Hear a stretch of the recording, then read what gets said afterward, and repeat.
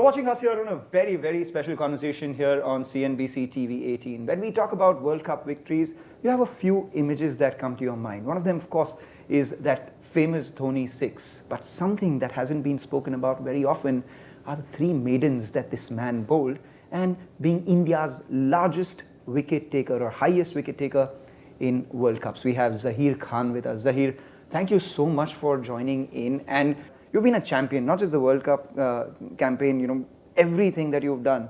You set the tone, and a lot of young bowlers and batsmen, all of them look up to you. Thank you for that.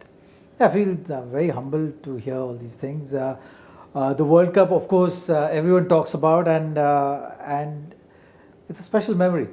It just feels great that your contribution has helped your team to achieve what we've achieved. It's just amazing memories, and very excited that the World Cup again is in India, and the team is shaping up very well, looking good. So there to support the team, very excited. The way everyone's come together, how optimistic are you of our chances? Very, very optimistic. Backing the team through and through. Things are looking very good, shaping up very nicely.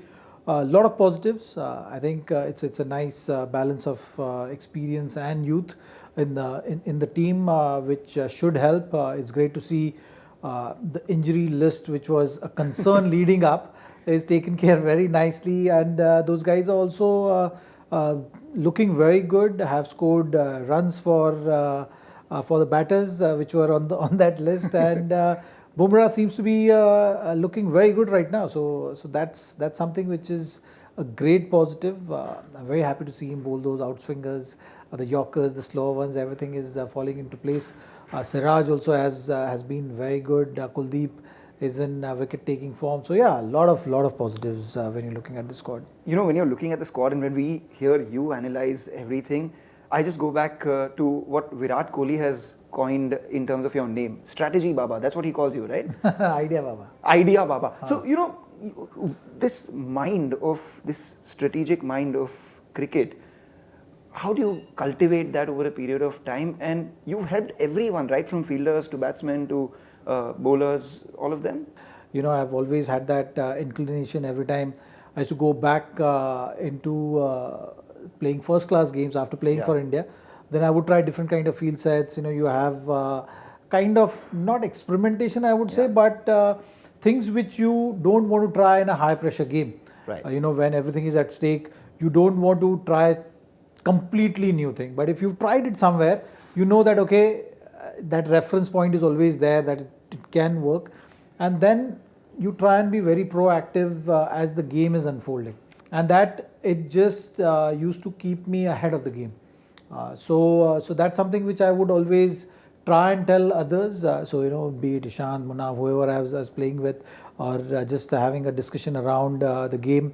Sachin would always be at mid-on. So that's another cricketing brain which you don't want to miss on. So those discussions also I always used to enjoy. See, outside of the game, all those things which happen, the technology, the data analysis, and everything which goes on, the tactical side of things which goes on, is all good. I'm not saying that those are not good things, but those should be the reference points. Then once you are in the game, you're actually going with the game, how it's unfolding, how the pitch is, and then you try and use the references which you had outside, the discussions which you have outside to aid your decision making and your thought process. Can you give me an example of something that you tried in a first class game and that did well over a period of time, and then you use it in a real world situation and that got you some success? Well, there are so many of the things. Let's tell. As the T20 format came into existence, there were a lot of matches being played, and I actually started realizing that the game is becoming too power oriented, and then everyone is looking to muscle the ball. Invariably, you will more be targeting on the onside. Yes. So that takes the covers out, and I started not putting the covers in the T20. Oh, wow. Games. Everyone is just looking to use power, and when you're using power, you invariably are going to open up onside, which is going to leave this hole on the offside. So you just kind of take those things to your advantage. So I would not have covers, and then I would take all the bowlers on that page of looking at the game in that way. Yeah. So small little things, I can go on and on about I know you can go on and on. You've spoken about a lot of small little things, but the big thing was the knuckleball. Tell me the story of the knuckleball. It came into existence because of my action and maybe in the mobility in my shoulder. I was not able to bowl the back of the hand, a slower one. So I tried that, didn't really work. The off-cutter slower one which I used to bowl, my action would change a little bit. That would give batter that little bit of advantage of picking. Yeah. Okay, it's a slower one coming. So I was thinking, what can I do which will work for my bowling style, my bowling action. Charles Lagerfeld used to do that, South African bowler. I had seen him run and then just take the fingers on the seam. Got it. So it wasn't like a knuckleball, but it was just kind of getting his fingers on the seam and then slowing the ball down. I kind of took a cue from there and taken it to the next level of just not using the fingers at all and then just go bowl with the knuckles, and release from the knuckles. That would slow down the ball considerably without any noticeable change in your action or your arm speed. So those are the two biggest giveaways. And it took me about a year because earlier on I tried to get it in my run-up, which was very difficult. Yeah. I don't know how bowlers do that. That would have hurt, yeah. The ball is hard. Yeah, I mean, it would bleed. Like every time I would bowl with a new ball, the skin would come off, it will be bleeding, and then the hardness of the skin then takes care. So yeah. So that's how it works, but pays great dividends. Of course, we saw that. And when was the first time you bowled it in a match situation, and what was the result? 6. It was a 6? Yeah. A domestic match, is it? No, in fact, it was a T20 World Cup in Caribbean Islands, which was played. I was bowling against Warner, and it went for a 6. It was just a full pitch delivery, which went for a 6. I never used to bowl the way I was bowling that time. It was still an experimentation phase, but I thought I'll get away with that. Didn't. It worked well in a way because I had to go back, work on it further, and then I figured that okay, I had to run with the ball in other hand, then disguise it even further. Once that was done, there was still about 6 months for the World Cup, and I just made a conscious decision that okay, I don't want to give batters enough time to be ready for that delivery, and I just introduced it straight in the 2011 World Cup, which didn't allow the other guys to get on top of that, and worked for me. And that's the story of a sports person's life, right? You try something, it fails, and then you back yourself to work harder at it, live through pain, and then eventually get the dividends that you do. Respect to you and all the other athletes for the same as well. Could you give us a sense of what were the 3 or 4 key pieces of advice that were given to you and by whom? Well, I think it is just about having cricketing conversations. In fact, you'll be surprised that I've spent so much time with Sachin and had these conversations which were actually giving me insights about how the batter is thinking. Tell me. And the great example of that was in one of the test matches in Bangalore when we were playing against Australia. The left-hander batter was batting, I think it was North, and he was leaving the ball very well. Right. And as I was in the spell, Sachin was at mid-off. He came to me and was like, I just have an observation which I want to share with you. And then we had a chat in the spell like that. And as I was walking back, he would walk with me and then he'd have a chat. And he explained to me that how he is picking your line and it's just going to be hard for you to beat him from there because he's got a gauge of your release and the angle. But he said at the same time, if you go wider of the crease, even though you bowling outswinger to him, he's going to feel that the ball is coming at him and he will be forced to play at it. So fine a little thing, but for me also it was a great insight. I tried that right straight there in that spell, which worked beautifully, and then he started struggling after that. So these are the finer things which always help you get on top of a thing, and then it became for me an understanding about how the batter, and I started using that as a tactic more often than not of just creating that different angle so that the batter is finding it tough to gauge what you're throwing at it. Trust Sachin to come up with the most meticulous piece of advice which suddenly changes everything. The one thing that stands out from everyone else who speaks about you, they say is how calm you always were on the field. You had told everyone that just smile before you bowl. I felt that bowling was like in a way meditation of sorts for me. So it was just about staying in that moment. It's just about feeling the rhythm. It's just about letting yourself be. Don't preempt things. Right. And then once you are in that moment, then you are just letting yourself absorb everything what's happening around you. You know, where the bat is coming from, what kind of thinking a batter has, you know, the intent of the batter, footwork, you know, how can I get one up on him. All those kind of things then flow as the game is unfolding. So yeah, I mean, bowling was something which was like a meditation of sorts for me when I was. So let's talk about the time when it wasn't a meditation. You know, tell me about some of the darkest phases of your life. Well, I think injury is never good for anyone, and Exactly. Initially when I was having hamstring issues and stuff, so that time it was very hard for me to understand exactly what's happening. Biggest mistake which you do is you want to be back on the field as soon as possible, Yeah. and then you know you would not stick to the protocol of injury, which is like many times more often than not. The physio will always tell you, or a doctor will always say, doing less is more. Yes. So I did make all those mistakes in Yeah. in the first couple of injuries which I had, but very soon with the right kind of advice, with having enough help around, I figured that it's important to just control the controllables. Don't push yourself to think about the things which are either ahead in time or have already passed. The best advice which I got through that phase was that when an injury happens, you can't escape any of the phases of how you feel. Then it's basically what you can do is that you can shorten each phase. So which means it's like if you are injured, you are going to be frustrated. Yeah. You know, you are going to feel disappointed. All those emotions are going to run very high. But you got to get out of that phase as quickly as possible and move on to the next phase, you know, which is now what is the solution. So it's either a surgery or a rest or physio or whatever it may be. Now that phase, whatever you've been asked to do, get to that phase and then follow that as a next phase. As you're feeling better, then don't get overexcited. You know, so that every phase you have to spend as less time as possible for you to get out of that whole You know, this is life situation. advice. This is not just cricket advice, where if anyone's gone through anything which is not so good in their lives, you have to go through those phases. All you can do at best is Yeah, you can either those crib phases. about it and keep looking at, you know, what I shouldn't have done. Ever to considered a get career in injured. motivation speaking?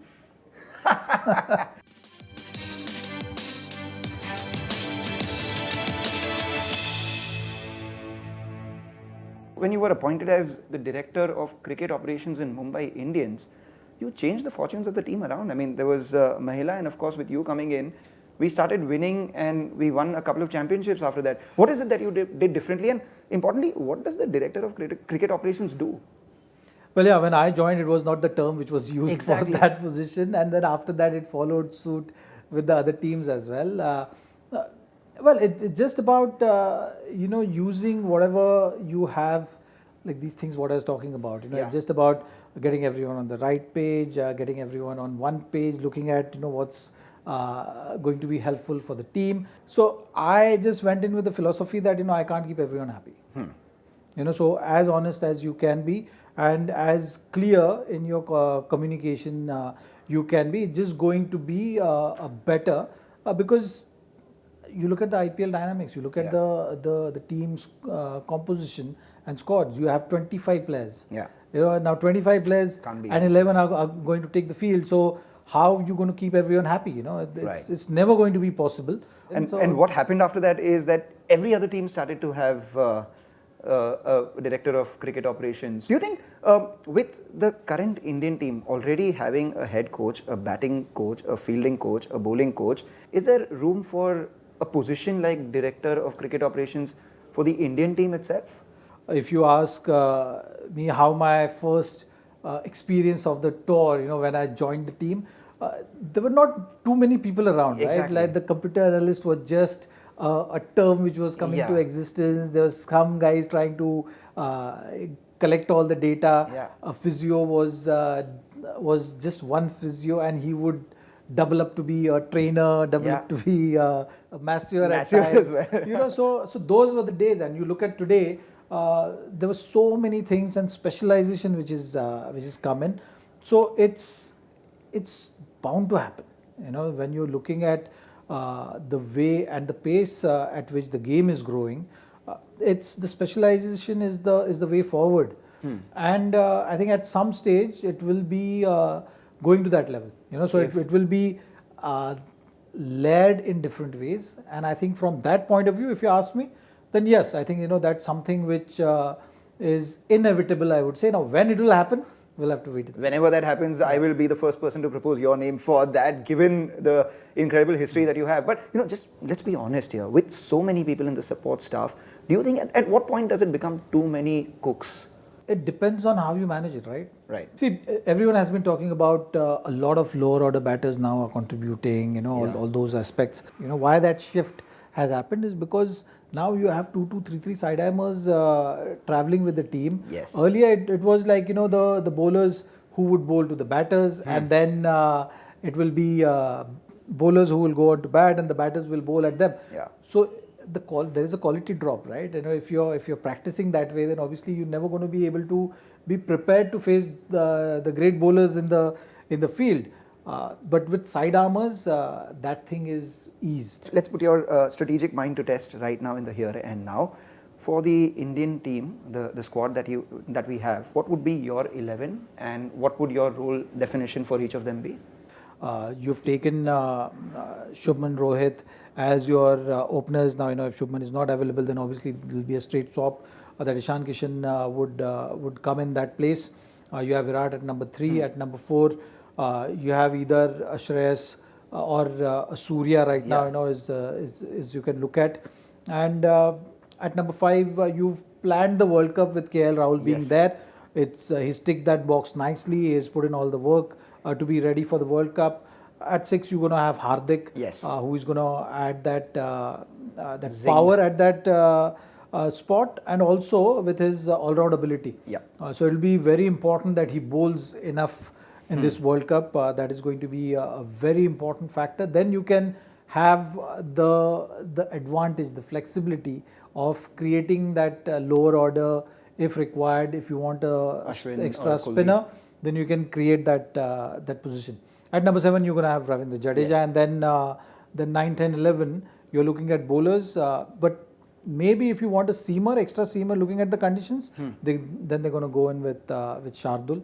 And if you want an extra spinner, if Hardik is in form and he's contributing well with the ball, then you will have that luxury of using the third spinner if you want. So your top 4 for the semi-finals and top 2 for the finals? Your mind and heart together. The predictions, everyone has been saying India, England and Australia, right? The 4th team, they're saying either Pakistan or New Zealand, so that's where it is going. But for me, I've been saying that the dark horse and the team which is looking good is South Africa.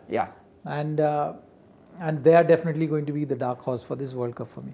And the final happens, India is one of them. Who's the other one?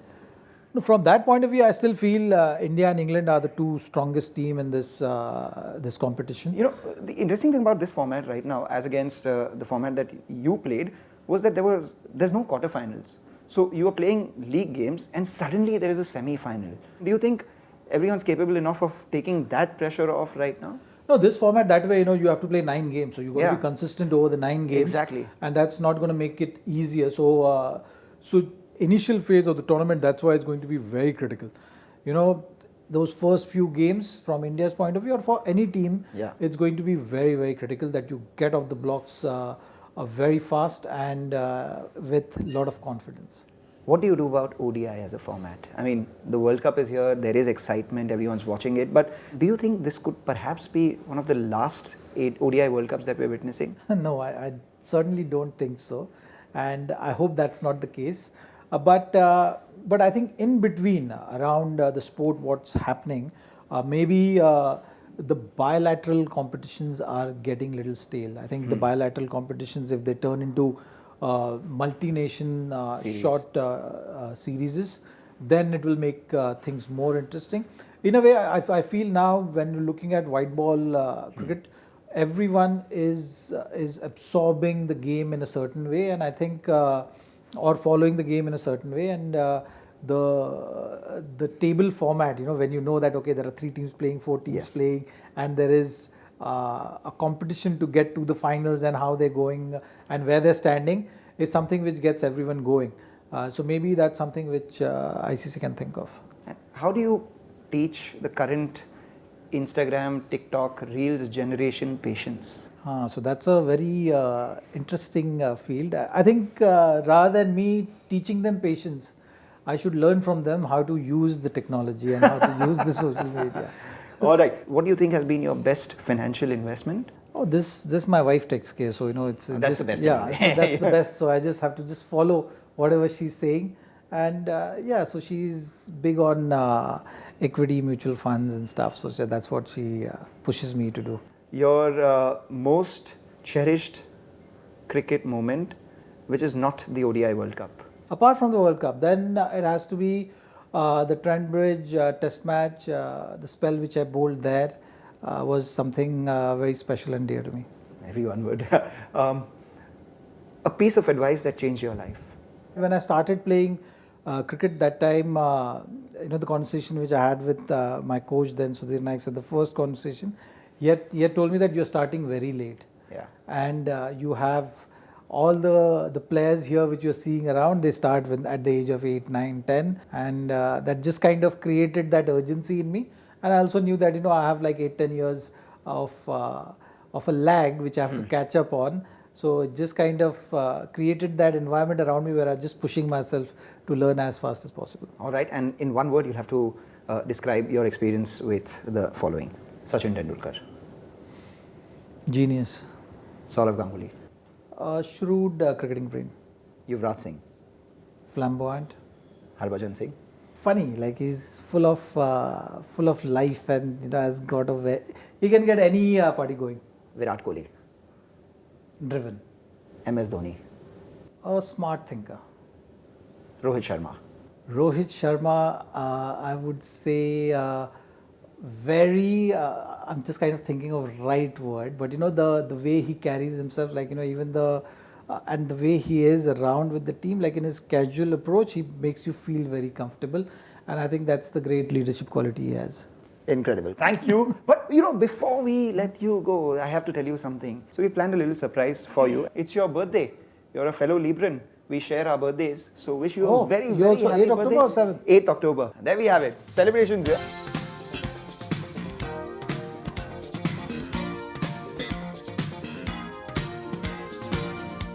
Happy birthday to you. Happy birthday to you. Happy birthday, dear So Zach. this is from me to you, since it's your birthday as well in a couple of days. Thank you so much. And Looks very healthy. the dragon fruit.